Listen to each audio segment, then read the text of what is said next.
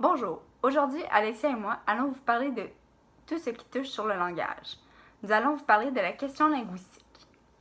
Nous allons donc vous en apprendre sur l'évolution et l'état de la question linguistique, en plus de vous parler des Autochtones. Premièrement, nous allons vous parler de la loi 101. Cette loi est apparue dans les années 1980. La question linguistique est marquée par l'adoption de la charte de la langue française, mieux connue sous le nom de la loi 101, qui a été mise en place par le gouvernement du Parti québécois de 1977. La loi 101 instaure que la langue officielle du Québec soit le français. Cette loi fait du bien à la survie du français au Québec, car les francophones sont minoritaires en Amérique du Nord, soit 2% de la population. Cette loi ne fait pas l'humanité car des Québécois anglophones considèrent que cette loi brime leurs droits. Il y a toujours du monde pas content. Pour de nombreux Québécois anglophones, la loi 101 et la loi 178 briment leurs droits et les libertés d'expression. C'est ainsi que de nombreuses manifestations prennent vie. Les Québécois anglophones vont donc créer un groupe créant de la pression. Ce groupe, l'Alliance Québec, est formé en 1982. Cette année va être marquée par l'estimation des poursuites judiciaires sur cette loi en se basant sur la Charte canadienne des droits et libertés du Canada. C'est en 1984, 2 ans après la création, que la Cour suprême du Canada va leur donner raison. Ce qui oblige donc le gouvernement de René Lévesque à ramollir sa loi, ce qui consiste à permettre aux parents qui ont étudié dans une école anglophone ailleurs au Canada d'envoyer leurs jeunes dans une école. Deuxièmement, pour ce qui est de la loi 178, les anglophones vont contester contre la loi 101 qui obligera l'affichage unilingue sur des pancartes publiques. En 1988, la Cour suprême du Canada va juger que cette disposition est non conforme à la Constitution de l'État. Selon le tribunal, le Québec peut imposer le français, mais ne pourra jamais interdire la langue anglaise. C'est ainsi que Robert Bourassa va adopter la loi modifiant la charte de la langue française que l'on connaît sous le nom de la loi 178, qui va apporter quelques changements. Voici comment le bilinguisme va arriver dans l'affichage, par contre, seulement à l'intérieur des commerces. La loi 178 demande à ce que l'affichage bilingue soit aussi permis à l'extérieur des commerces. Pour éviter ce problème, Bourassa, premier ministre, va utiliser la clause non-obstant, qui est un élément de la Constitution canadienne qui permet aux provinces de donner son opinion pendant 5 ans à un jugement de la Cour suprême. C'est ainsi que le gouvernement québécois peut de façon légale continuer à interdire l'affichage en anglais à l'extérieur du commerce jusqu'en 1993. Suite à cette décision, cela va causer de plus en plus de tensions entre les francophones et les anglophones. Les anglophones veulent l'affichage anglaise dans tout le pays, tandis que les francophones souhaitent que ce soit interdit au Québec. Troisièmement, je vais vous parler du parti Égalité, ou l'Equality Party en anglais. Ce parti politique provincial vont défendre la position des anglophones. C'est en 89 qu'ils vont élire 4 députés. Même si ce pouvoir est limité, ils contribuent à faire valoir publiquement la position de plusieurs Québécois anglophones qui s'inquiètent pour l'avenir de leur langue au Québec. Pour ce qui est de la loi 86, adoptée en 1993, cette loi permet à l'anglais d'être affiché extérieurement à condition que le français domine visuellement. Avec cette loi, le gouvernement essaie de trouver un compromis entre le respect des droits des anglophones et la protection de la langue française au Québec. Ce qu'il faut savoir, c'est que dans cette période, le débat linguistique divise la population du Québec. Par la suite, nous allons vous parler de la langue d'enseignement. Après l'adoption de la Charte de la langue française, qui dit avoir le droit de recevoir un enseignement en français au Québec, les francophones et les enfants d'immigrants non francophones doivent fréquenter une école française. L'école anglaise est accessible de nos jours aux enfants où l'un des parents a étudié dans une école anglaise, peu importe où au Canada. Toutes ces restrictions s'appliquent autant à l'enseignement privé, subventionné, public, à la maternelle, au primaire et au secondaire. Par contre, elles ne touchent pas les établissements collégiaux, universitaires et les écoles privées non subventionnées.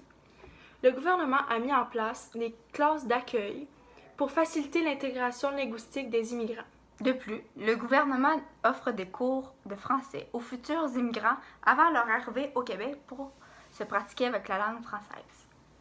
Par la suite, pour ce qui est de la langue d'affichage, à l'époque, selon la charte de la langue française, l'affichage public et commercial unilingue française est requis. L'objectif est de faire ressortir le caractère francophone de la province. Après les réélections du Parti québécois en 82, une alliance Québec est formée avec les anglophones du Québec. Pour continuer, les langues autochtones. La loi constitutionnelle de 1982 ainsi que la charte de la langue française reconnaît des droits linguistiques aux autochtones. Partout au Canada, les langues autochtones sont menacées. Au Québec, 1% de la population sont des autochtones. 21% de ces gens disent avoir une langue maternelle autochtone. Mais un des principaux problèmes associés à la survie des autochtones, c'est la transmission de la langue. Suite à la crise d'Oka de 1990, le gouvernement fédéral a mis sur pied, en 1991, la commission royale d'enquête sur le peuple autochtone, qui avait pour mission d'établir la liste de problèmes auxquels les Autochtones faisaient face en proposant des recommandations pour le régler. C'est en 1996 que la Commission va afficher les conditions de vie difficiles des Autochtones.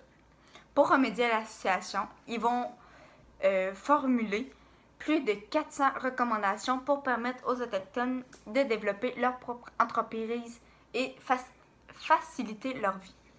D'autres recommandations politiques sont proposées parmi ceux-ci. La mise sur pied d'un Parlement autochtone, mais ceci ne se réalisera pas. En 1999, le gouvernement fédéral crée le territoire du Nunavut, en faisant un territoire distinct des territoires du Nord-Ouest.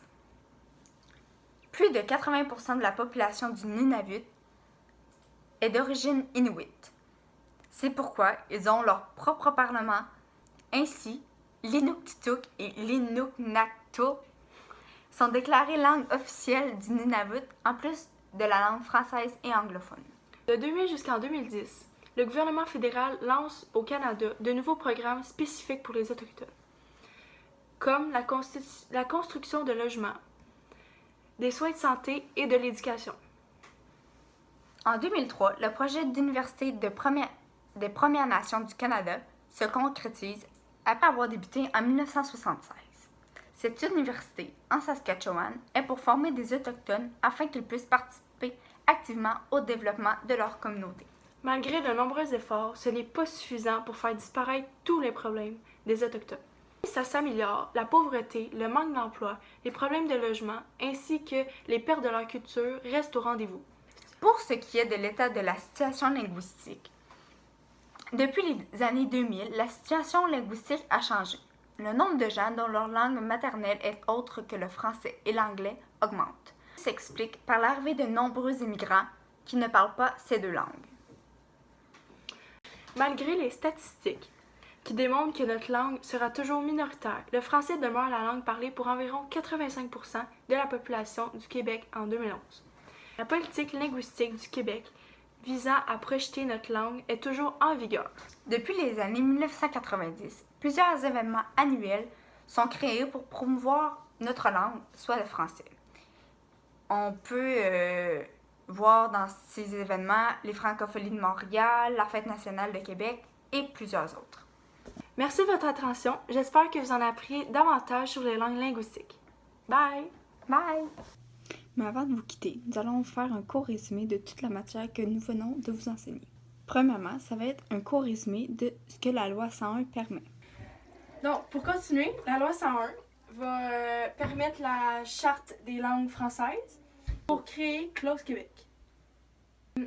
Ceci reconnaît le droit à l'école anglaise aux enfants, seulement si l'un des parents de l'enfant a reçu un enseignement primaire en anglais au Québec. Par la suite, la loi 101 va permettre la charte canadienne qui va créer la clause Canada. Ceci oblige les provinces canadiennes à enseigner en français ou en anglais aux enfants dont les parents ont été à l'école française ou anglaise au Canada. Deuxièmement, nous allons vous présenter les dates et événements importants de la langue.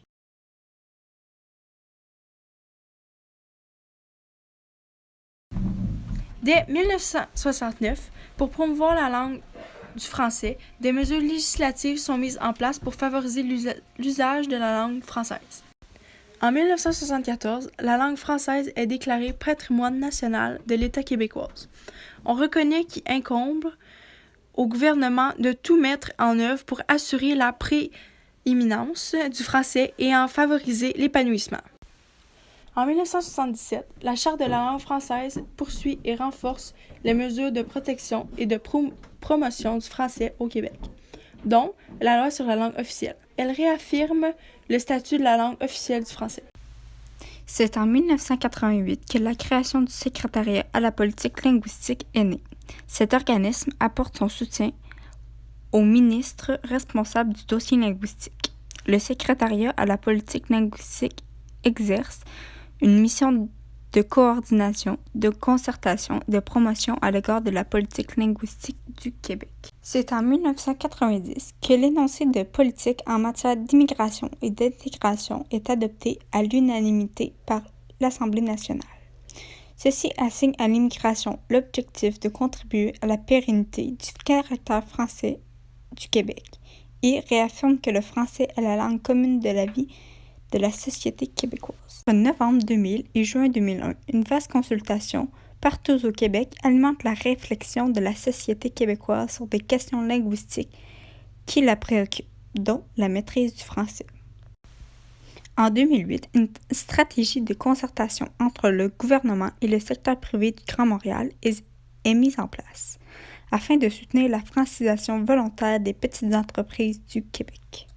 C'est en mars 2011 que le Conseil des ministres approuve la nouvelle politique linguistique gouvernementale relative à l'emploi et à la qualité de la langue française dans l'administration, qui remplace celle de 1996. Le but de cette politique est de permettre à l'administration de jouer un rôle moteur et exemplaire dans l'application de la Charte de la langue française. Maintenant, nous allons vous résumer les 3 lois que nous venons de vous présenter. La loi 101, la règle, c'est l'affichage public qui doit être unilingue française. L'anglais est donc interdit. Elle a été créée en 1977. Pour la loi 178, qui a été créée en 1988, l'affichage public doit être unilingue française. L'anglais est autorisé, par contre, seulement à l'intérieur des commerces. Pour continuer, il y a la loi 86. La règle de cette loi est l'affichage en français et d'autres langues est autorisé, mais le français domine, toujours. Elle a été créée en 1993. Maintenant, c'est le temps de vous présenter quelques faits marquants de la question linguistique au Québec. Il y a eu l'adoption de la Charte de la langue française et la création du Conseil de la langue française qui fait des recommandations au ministre responsable de l'application de la Charte. En 1982, il y a eu l'adoption de la loi constitutionnelle. En 1984, la Cour suprême du Canada déclare inconstitutionnelle la clause de la Charte de la langue française qui stipule que l'enseignement de l'anglais n'est accessible qu'aux enfants des personnes ayant reçu un enseignement en anglais au Québec.